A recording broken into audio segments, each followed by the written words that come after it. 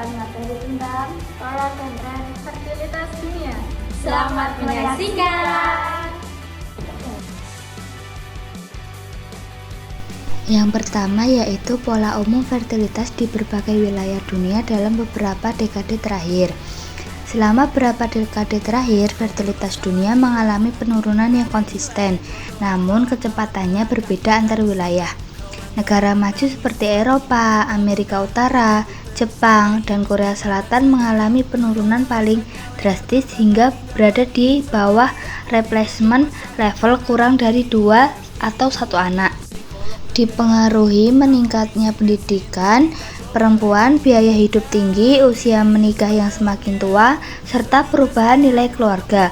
Asia Timur dan Asia Tenggara juga menunjukkan penurunan cepat berkat urbanisasi dan program keluarga berencana. Negara seperti Thailand, Vietnam, dan Indonesia kini berada pada tingkat menengah. Asia Selatan mengalami penurunan lebih lambat, sedangkan Afrika Sub-Sahara masih memiliki fertilitas tertinggi di dunia karena rendahnya akses kontrasepsi, tingginya perkawinan dini, serta norma keluarga besar. Kawasan MENA juga mengalami penurunan signifikan, terutama Iran dan Tunisia. Secara global, dunia bergerak menuju era fertilitas rendah, namun terjadi ketimpangan besar antara negara maju yang menghadapi populasi menua dan negara berkembang yang masih mengalami pertumbuhan penduduk cepat. Faktor-faktor yang mempengaruhi perubahan tingkat fertilitas di negara-negara berkembang dan negara maju.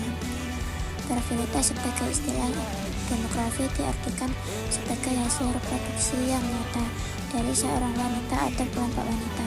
Dengan kata lain, fertilitas ini menyangkut banyaknya bayi yang lahir hidup. Fertilitas mencakup peranan kelahiran pada perubahan penduduk. Istilah fertilitas ini adalah sama dengan kelahiran hidup atau live birth, yaitu terlepasnya bayi dari rahim seorang perempuan dengan ada tanda-tanda kehidupan, misalnya berteriak, bernafas, jantung berdenyut, dan sebagainya. Besar kecilnya jumlah kelahiran dalam suatu penduduk tergantung pada beberapa faktor, misalnya struktur umur, tingkat pendidikan, umur pada waktu kawin pertama, banyaknya perkawinan, status pekerjaan wanita, penggunaan alat kontrasepsi, dan pendapat atau kekayaan. Terdapat beberapa faktor yang mempengaruhi fertilitas, yaitu yang pertama, pendekatan sosial. Ada 3 tahap penting dalam proses kelahiran, yaitu tahap hubungan kelamin, tahap konsepsi, dan tahap kehamilan. Ketiga tahap ini sangat dipengaruhi oleh kondisi sosial, ekonomi, dan budaya di mana perempuan dan masyarakat tinggal. Yang kedua, pendekatan ekonomi. Mempunyai anak dapat dilihat dari 2 segi ekonomi, yaitu kegunaan dan biaya yang harus dikeluarkan untuk membesarkan dan merawat anak. Kegunaannya anak adalah dalam memberikan kepuasan kepada orang tua, dapat memberikan transfer ekonomi, misalnya memberikan kiriman uang kepada orang tua pada saat dibutuhkan. Yang ketiga, tingkat pendidikan. Pendidikan adalah suatu proses yang bertujuan untuk menambah keterampilan, pengetahuan, dan meningkatkan kemandirian maupun kepribadian seorang individu. Yang keempat, struktur umur. Umur wanita sangat besar pengaruhnya terhadap fertilitas, di mana hal ini berkaitan dengan umur perkawinan pertama dan umur kumpul pertama. Wanita yang berumur lebih tua biasanya umur kawinnya lebih muda. Dengan demikian, tingkat pendidikannya juga lebih rendah dan keadaan sosial ekonominya lebih rendah. Yang kelima, kematian bayi. Mortalitas bayi adalah salah satu komponen demografi selain fertilitas dan migrasi yang mempengaruhi jumlah, struktur, dan komposisi penduduk. Angka kematian juga digunakan sebagai indikator yang terkait dengan derajat kesehatan dan pembangunan manusia. Selanjutnya kita akan membahas tentang tren fertilitas di Indonesia dari waktu ke waktu dan perbandingan dengan tren global. Yang pertama, tren fertilitas Indonesia dari masa ke masa. Pada tahun 1960 sampai 1980-an, tren fertilitas sangat tinggi. TFR atau biasa disebut dengan Total Fertility Rate, Indonesia sekitar 5-6 anak per wanita. Jadi setiap ibu di Indonesia itu minimal 5-6 anak. Penyebabnya karena rendahnya pendidikan perempuan, akses kontrasepsi terbatas, dan budaya keluarga besar. Namun, pada tahun 1990 sampai 2000-an, penurunan drastis itu terjadi, atau biasa disebut dengan transisi demografi. Penyebabnya adalah program keluarga berencana atau KB berjalan dengan efektif.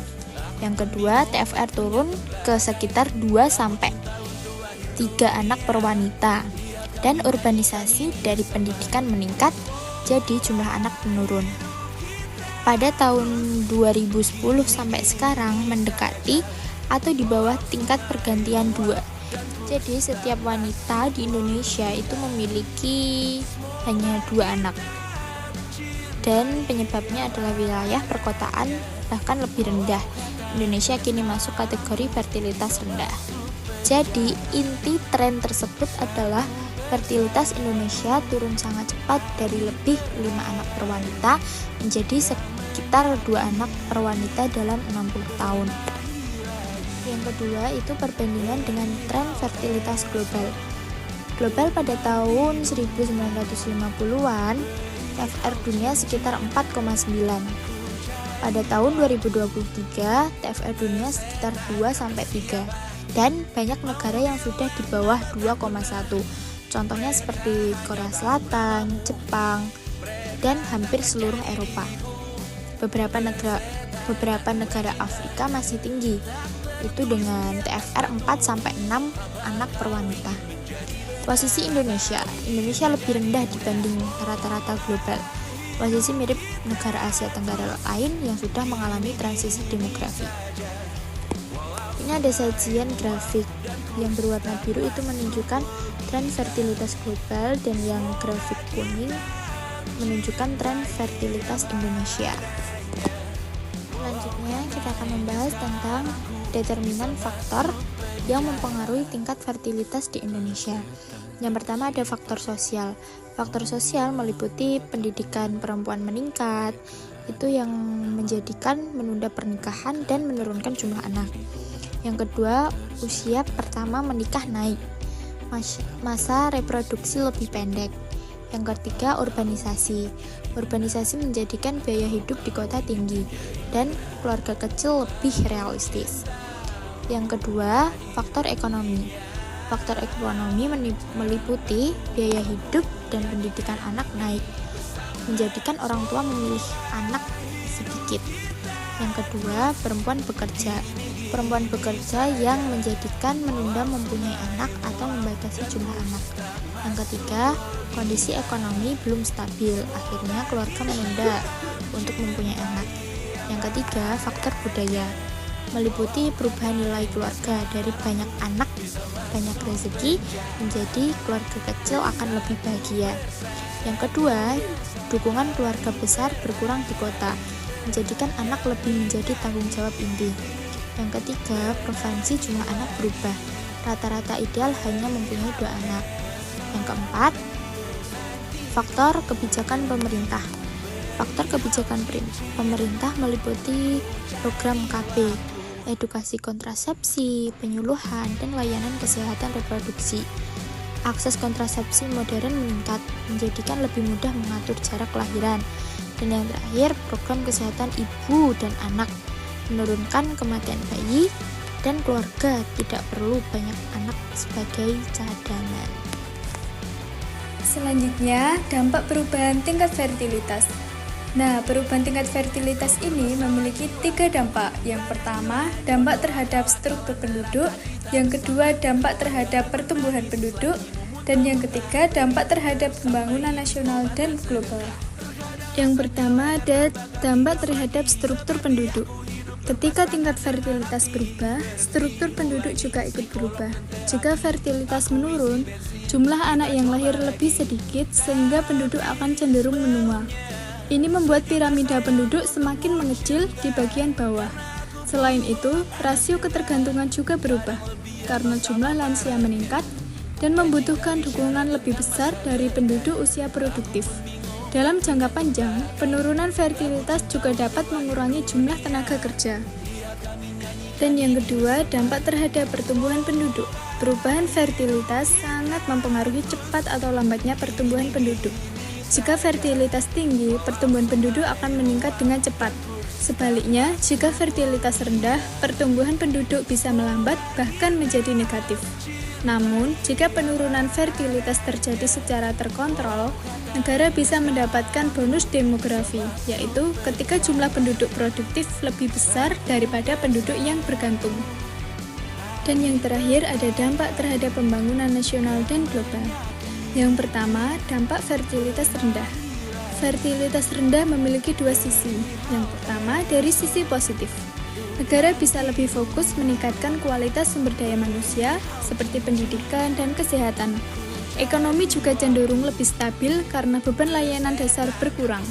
Tapi dari sisi negatif, fertilitas rendah bisa menyebabkan kekurangan tenaga kerja dan meningkatnya beban pensiun akibat banyaknya lansia. Dan yang kedua ada dampak fertilitas tinggi. Sebaliknya, fertilitas tinggi memberikan tantangan yang berbeda. Negara harus menyediakan fasilitas publik yang lebih banyak, seperti sekolah, rumah sakit, dan perumahan. Jika pertumbuhan ekonomi tidak dapat mengikuti peningkat penduduk, risiko kemiskinan dan pengangguran juga meningkat. Selain itu, pertumbuhan penduduk yang terlalu cepat dapat memberikan tekanan pada lingkungan.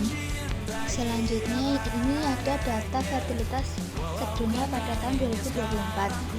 Paling tinggi menurut data fertilitas tersebut yaitu di negara Nigeria, yaitu satu wanita itu memiliki 6-7 anak dengan rata-rata 6,64, dan paling rendah yaitu pada negara Taiwan. Satu wanita itu memiliki 1 anak, dan Indonesia memiliki rata-rata 1,96, atau bisa diartikan yaitu satu wanita memiliki 1 atau 2 anak. Selanjutnya data fertilitas Indonesia pada tahun 2023. Paling rendah di sini sudah jelas ya, bahwa paling rendah yaitu Jakarta dengan persentase 1,75, atau satu wanita itu memiliki 1 atau 2 anak. Dan paling tinggi angka kelahiran totalnya yaitu Kepulauan Riau dengan persentase 2,21, atau wanita memiliki 2 atau 3 anak. Yaitu kesimpulan, fertilitas dunia terus menurun meskipun tingkat penurunannya berbeda di tiap wilayah. Negara maju memiliki fertilitas sangat rendah, sementara Afrika Sub-Sahara masih tinggi. Indonesia mengalami penurunan fertilitas yang sangat cepat, dari lebih dari 5 anak per perempuan menjadi sekitar 2 anak saat ini. Penurunan ini dipengaruhi oleh pendidikan perempuan, urbanisasi, ekonomi, perubahan budaya keluarga, dan kebijakan KB. Dampaknya meliputi penuaan penduduk, perubahan struktur usia, perlambatan pertumbuhan penduduk, serta peluang bonus demografi. Kedepannya, fertilitas ini diperkirakan tetap rendah, sehingga diperlukan kebijakan inovatif untuk menjaga tenaga kerja dan meningkatkan kualitas SDM. Sekian dari kelompok kami, kurang lebihnya kami mohon maaf. Wassalamualaikum warahmatullahi wabarakatuh.